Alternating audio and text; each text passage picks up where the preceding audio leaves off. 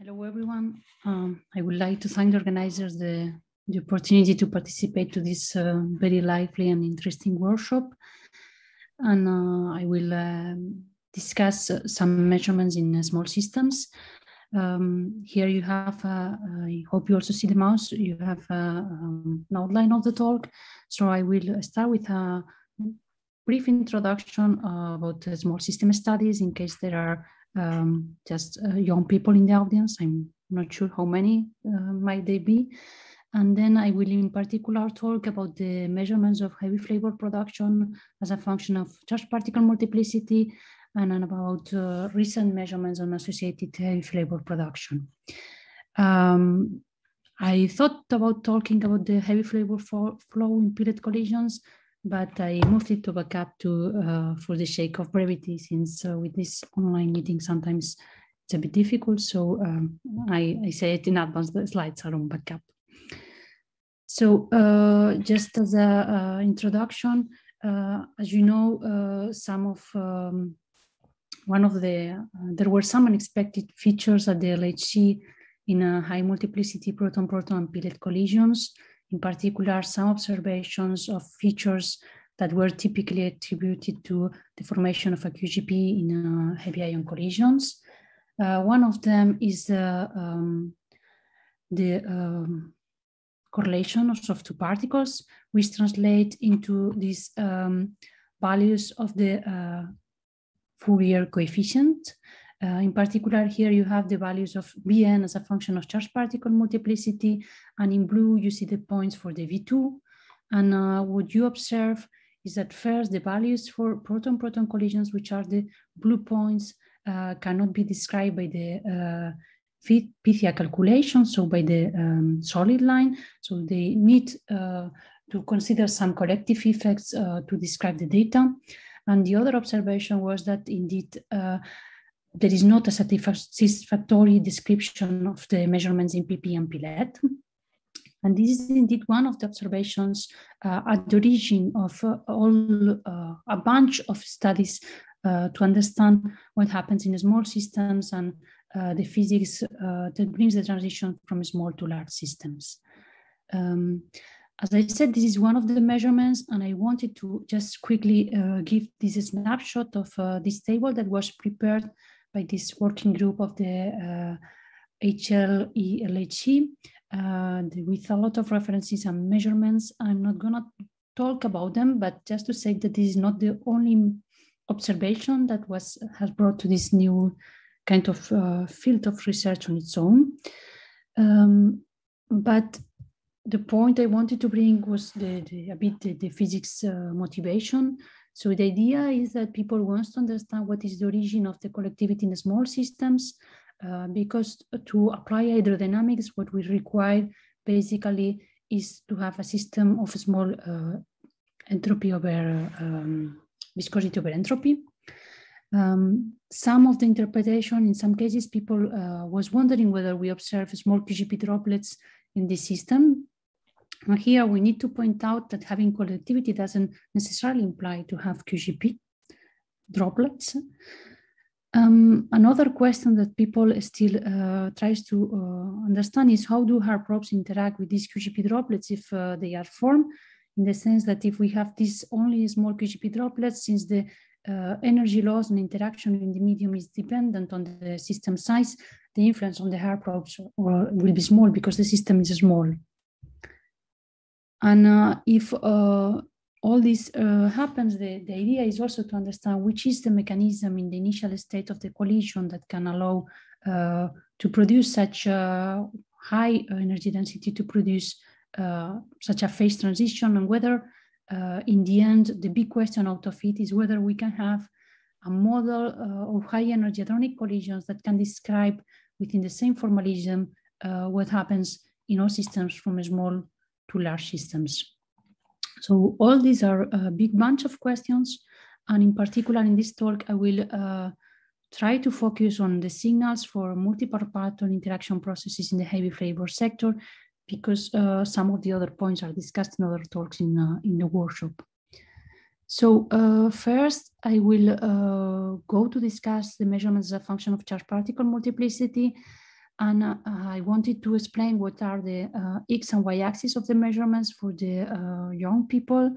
So typically in these measurements, we show on the X axis what we call the relative charge particle multiplicity. And that's the charge particle multiplicity in a given event divided by the average charge particle multiplicity in that collision system. While on the Y axis, what we draw is the what we call the relative production yield. So that's the production of a given observable, either a D meson or GPSI or epsilon or whatever it be in a given multiplicity interval. And we normalize it by the measurement in the multiplicity integrated sample in a given collision system. And this is typically done to help comparing measurements in different colliding systems such as PP, PLET, or LET. Here you see depicted some lines. Typically, when one tries to interpret this, one can think about some simple expectations. And here on the red line, what you see is the simple expectation, considering that the production of the hard process is independent of that of the underlying event. In such case, we would have a flat behavior. The other naive expectation is what we call this green line, the X equal Y line. This is what one expects in a typical multiple parton interaction idea. The point is that the idea is that we expect, in case the hard process scales with the mean multiplicity, that we have this what we call in the following linear behavior. And then you have here depicted in these violet and magenta lines some more complex situation in which we have somehow an interplay of this MPI interaction, possible hadronization or saturation effects, or other different kind of effects. So that's just to give an idea of the axis, and let's now move to the measurements. So what do the measurements tell us? So here you have a plot of the relative yield in the y-axis as a function of the relative charge particle multiplicity on the x-axis. These are measurements from the ALICE collaboration. In blue, we see the D mesons.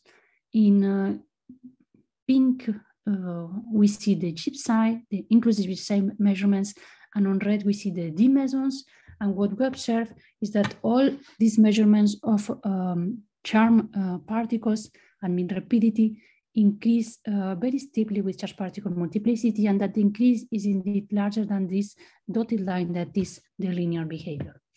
So this suggests a common origin of this increase of multiplicity of all these charm particle species. And to have a better feeling, I need to move to the next slide with the comparison to model. So here you have the comparison to model for the inclusive GPSI production. What you see is that in all cases, the models include some sort of multiple parton interactions, and all of them expect a sum of departure of linearity, so all of them are higher than the x equal y line. So this is a good qualitative agreement with the data.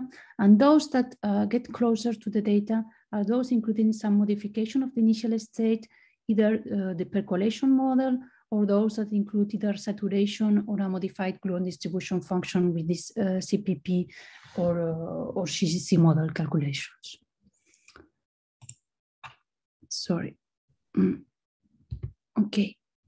Now, the difficult point in the understanding comes when we compare these measurements of the hard particle produced at mean rapidity, which here is drawn with the violet point, the inclusive GPSI, and we compare it with the hard particle produced at large rapidity, and here we have the results for the inclusive GPSI and the epsilon 1s and 2s at large rapidity. In both cases, the charge particle multiplicity is measured with rapidity. What changes is the rapidity of the hard observable. And here what we observe indeed is a slower the increase for the hard particles produced at large rapidity. And one wonders what could be the origin of that. One possibility could be the hadronization, But indeed, the fact that the gypsum and the dimension measurements show a similar behavior, this favors, in principle, this hypothesis. Another possibility could be the fragmentation. And for that, what one wants is to study the particle species and to also look at particle production in jets or isolated. One could also wonder about associated particle production or the influence of the underlying event. The typical idea here is that, for example, a gypsum could come from a bihadron decay, and in such case would be accompanied by some particles produced collinear to the gypsum, which could influence the charged particle multiplicity. And another possibility could be the influence of final state effects in proton-proton collisions. And I'm gonna go slowly through some of these ideas. So the first of the ideas was the possible modification of hadronization and fragmentation. And indeed, we just had a very lively talk and discussion by Andrea on that. Here, I just want to show two example plots about some measurements from the charm sector. So here on the top, you have the ds over d0 ratio as a function of pt in two multiplicity intervals depicted by the two colors, where we see that for the ds, we see no influence of the multiplicity, no variation with the multiplicity, while on the right-hand side, we have the lambda c over d0 ratio, and you have them also in the pp collisions for the low multiplicity and high multiplicity classes in pp collisions, and we see indeed a significant dependence on the charged particle multiplicity. So indeed, there is an influence on the hadronization. Andrea discussed about it. We had some talks about that in proton-proton collisions, and we will have some more in the workshop in lead-lead collisions. So I will not go into details into that, but indeed, there are some unexpected features in the hadronization of the particles, and I would say they remain to be fully understood yet. Another possibility is that of the associated production. So for that, what one exercise was to compare, in one case, the production of the gypsum and mean rapidity compared to that of the charged particle multiplicity and mean rapidity. And this is what is depicted here in the black points in the figure. And in the other case, what was drawn with these pink points is the gypsum and mean rapidity, but looking at the multiplicity by looking at the detectors at large rapidity that are the B0C and the B0A. And what is observed by this exercise is that there is no influence or a small influence of this, the range in which the multiplicity estimator is studied. Sorry. So another possibility is that of possible final state effects. And for that, one of the typical observations is to look at the excited to ground state ratios. So here you have the psi to s over gypsum as a function of charged particle multiplicity on the left, and on the right-hand side, you have the ratio for the upsilon to s over the 1s as a function of charged particle multiplicity. These are measurements at large rapidity by the Alice collaboration, and what we observe is a compatible with flat behavior within uncertainties, but indeed the precision of the measurement is still limited. What we also see in this picture is the calculation by the Commover scenario, and it's interesting to know that in this scenario, one expects indeed a decrease of this excited to ground state ratio due to the presence of the commoving particles in the final state, and that this suppression would be different for the different particle species due to the different binding energies. If one wants to go a bit further into that, one can look at the CMS measurements. In this case, is upsilon production and mean rapidity. Here on the right-hand side, you have the well-known measurements using proton-proton data 2.76 dB. And the most recent measurements are exploiting the PP data at 7 dB. They have much larger luminosity. And here you see clearly with the solid points that there is a decrease of the upsilon yield, excited to ground state yields. Here is the 2s over 1s, and here is the 3s over 1s. So they see a clear decrease with the charged particle multiplicity and mean rapidity. And in this paper, they did a very, very nice study about the influence of the underlying event. First, they checked that there is no influence of the azimuthal angle separation between the charged particles and the upsilon. And they did that by looking at epsilon and mean rapidity and by looking at the associated particle production either in the same range as the epsilon or backward or even in the transverse region, and they found no influence and still a decrease of these excited to ground state ratios as a function of that. They also did another interesting study to study the influence of the underlying event, and is to do some isolation cuts. So they looked at the epsilon and they defined an isolation cut around it, and they checked whether there was either no particle around the epsilon or one particle or two particles to try to understand this issue about, for example, the influence of particle production around it. And indeed, they also found no influence of this isolation cut on the decrease. They still found a decreasing trend independently of this number of tracks in the isolation count around the epsilon. However, what they also did, and they found quite interesting, is to study the yields of the epsilon as a function of the sphericity. And here you have the plot on the top right.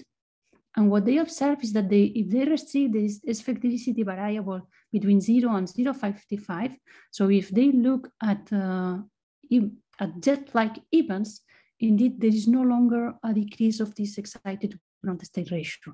So indeed, they found that the excited to ground state ratios are independent of multiplicity for jet-like events and increasing which are and dependent in the rest of the cases. And the conclusion of their paper is that they require an improved model description for quark-gluon production in proton-proton collisions, as all this influence of the underlying event is not clearly described by the models. Okay, moving from PP to PLED, here we have some measurements of, on the left, heavy flavor production and bit rapidity by the ATLAS and CMS collaborations as a function of multiplicity at large rapidity in this case. And what we see is a decrease which is smaller than linear, let's say, up to a charged particle multiplicity, relative multiplicity of 3. While on the right-hand side, what we see are the yields of gypsy at large rapidity. And what we observe is that for the p-going direction, we have a decreasing trend, a trend which is similar to that of the particles at mid rapidity, while for the lead-going direction, we have a kind of increasing trend, a bit larger, stronger than linear compared to that of the p-going. What can be taken home from this message is that what is observed is whatever is at play in PLED collisions is a mechanism that doesn't evolve with energy because the measurement was done at 5 dB and it's similar, but it seems to evolve quickly with rapidity.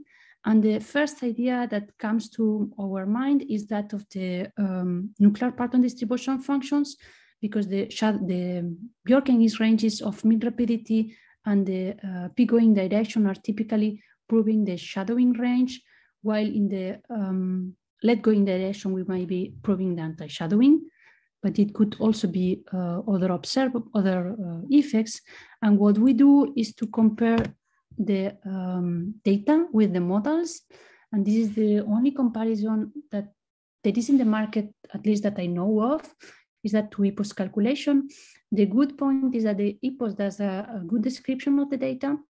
Now, the interpretation of the origin of the different trend of the p-going on the not-going direction is still a bit unclear. It could be the influence of the bulk of the particles, which is larger in the left-going direction. So for that, one should study the azimuthal anisotropy of the particles. The authors also mentioned that it could be the influence of the asymmetric collision geometry that could be making the different influence of the core and corona in PLED and LED-P. Or they also mentioned saturation, which is also included in the EPOS calculation.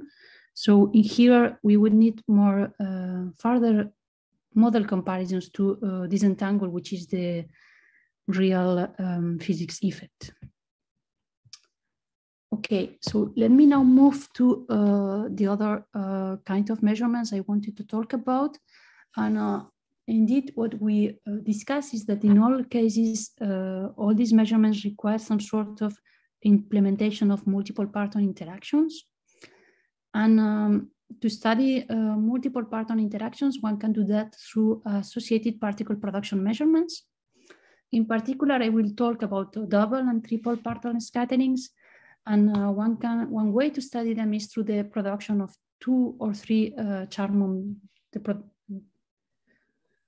production together of 2 or 3 Charmon duty particles, so D plus D, D plus G psi, or G psi plus G psi, or epsilon, or whatsoever. Why is it interesting? The idea is that we are proving the generalized parton distribution functions, and in particular the proton transverse profile. So that's interesting in proton-proton collisions, and certainly by extent also to test the nuclear parton distribution functions.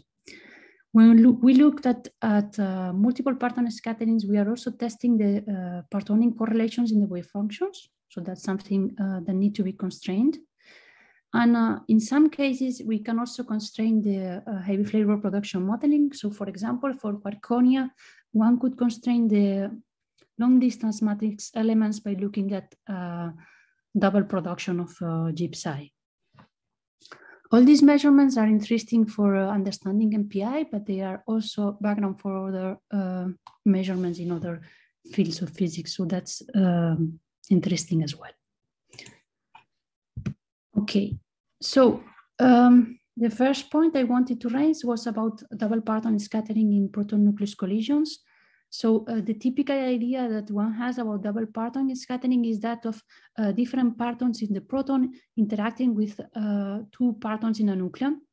And typically the weight of this can be computed by scaling with the A number.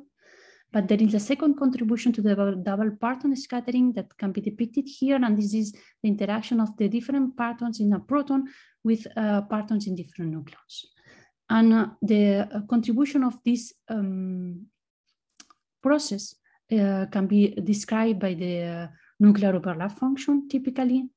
And the relative weight of these 2 contributions depends on the size of the nuclei. So here you have some numerical calculations for small and large nucleus. Something interesting about double parton scattering and multiple parton scattering in general is that one typically uses what is called this pocket formula, where one computes the double parton scattering cross-section in proton nucleus as a function of the production cross-section in proton nucleus of single parton scatterings for the 2 particles produced. For example, this would be D plus D. And this is correlated with what is called an effective cross-section, in this case of the proton nucleus collision. But this effective cross-section in proton nucleus can be correlated with that of the proton-proton. So what is interesting here is that looking at the double parton scattering cross-section in proton nucleus is an alternative to extract the effective cross-section in proton-proton collisions. So that's very interesting for studying the observables. And something else that one wonders is about the probability for this to happen, because typically these are observables which are very thirsty on statistics. And just to give an idea, the ratio of the double parton scattering over single parton scattering is indeed large in a proton nucleus compared to proton-proton. The ratio of the effective cross-section is proportional to this factor, which is about a factor of 600 and not 208. The 209 would be the naive expectation of considering only this contribution, and considering the 2 contributions, we indeed have a factor of 3 larger double parton scattering contribution than expected. Okay, so that was my introduction to show the measurements of LHCb about double charm production in PLED. So on the top, you have the invariant mass of the D plus D. And here are the projections of the D meson invariant mass. And on the bottom, you have the D plus G psi 2D invariant mass and the projections. So it's indeed quite impressive to observe that they managed to measure both D plus D and D plus G psi in PLED, and they do that with indeed very few background. they have managed to do some quite detailed studies, and in particular, what is interesting is to look at the kinematic correlation between the two champ pairs by looking at the azimuthal relative angle between the particles. And here, what you observe is a kind of flat distribution for the P-LED and LED-P directions, and for both like sign and opposite sign for the PT integrated case. And when we move to the PT of the D meson larger than 2, what one observes is that for the opposite sign, there is a peak at small angles, and while for the like sign, the distribution is similarly to flat.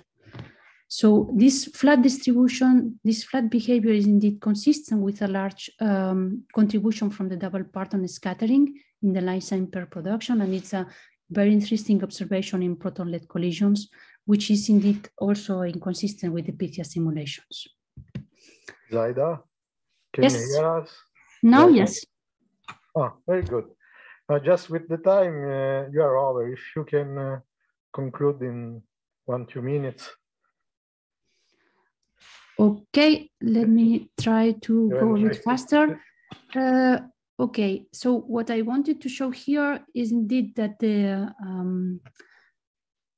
DPS cross-section can be measured in the P-LED, and it's indeed bigger than expected, and that it can also point to some effects on the nuclear parton distribution functions. I also wanted to flash out some measurements of the triple gypside production, in this case in PP collisions at 13 TB, because I think it's very interesting. They got 5 candidates. They managed to compute an effective cross-section, and they found quite large contributions from double and triple parton scattering cross-sections. There are some calculations, if I can go directly to this slide 23.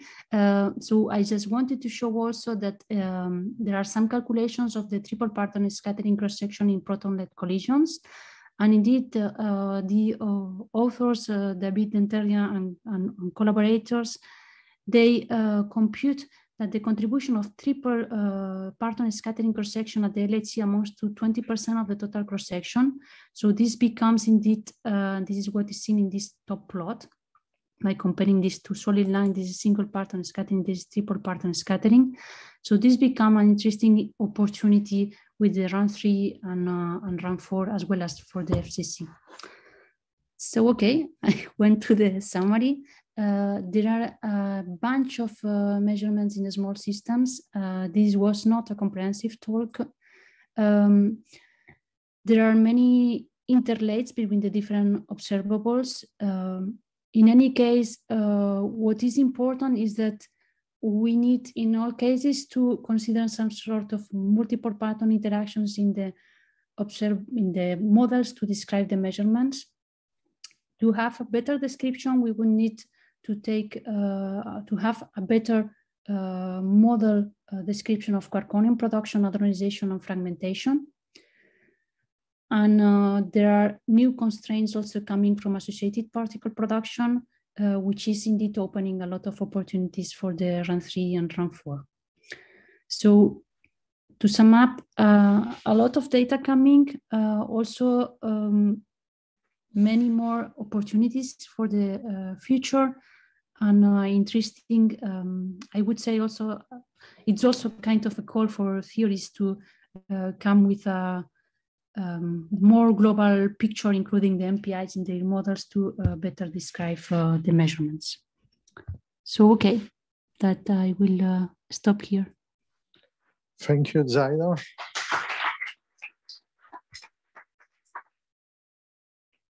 Questions? Salut Zaida, Raphael speaking. In most of what you showed, the multiplicity is measured in the same rapidity area than the heavy flavor, and we know that there are quite strong correlation. Do you think they are all taken properly into account, especially when we compare to theory?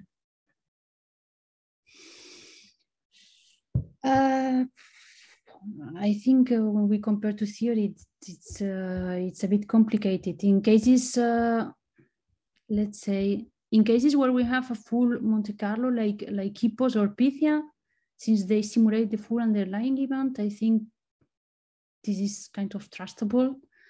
While probably it's a bit more complicated in cases like, sorry, if I get back to, yes. While I'm not sure how they take into account all correlations in models like percolation, where they don't mimic the full event. Somehow they do independent calculations of the charge particle multiplicity and of the hard process. Now, this being said, I was quite reassured by the recent measurement of the CMS epsilons, where they indeed looked at this isolation cats and even at the epsilon in the trans and the multiplicity in the transport region and so on. They didn't find an influence on the trends. Yes, well, I will show it tomorrow. Actually, it's like very good that you made a preview of it.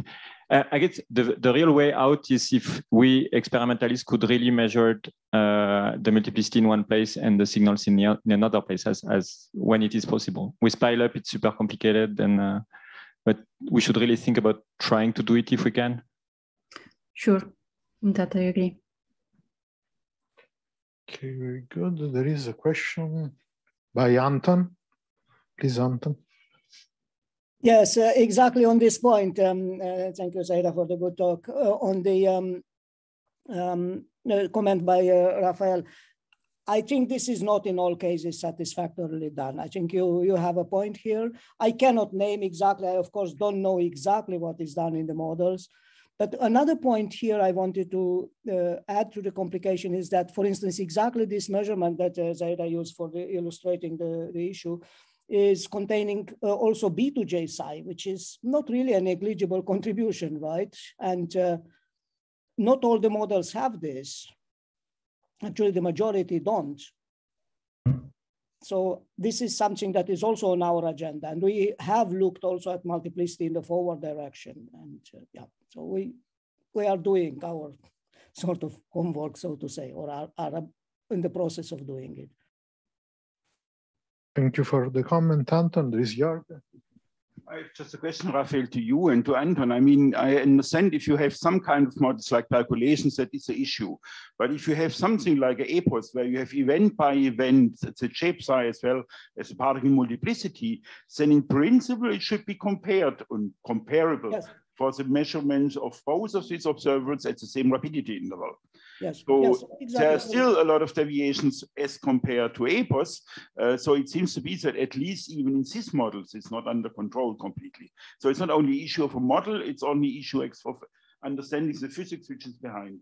Yes, and I think here the B component, the B to J psi component is also playing a role. Yeah.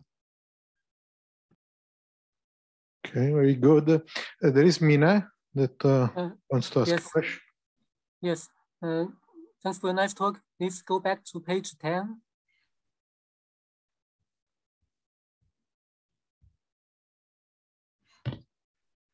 Yes, here.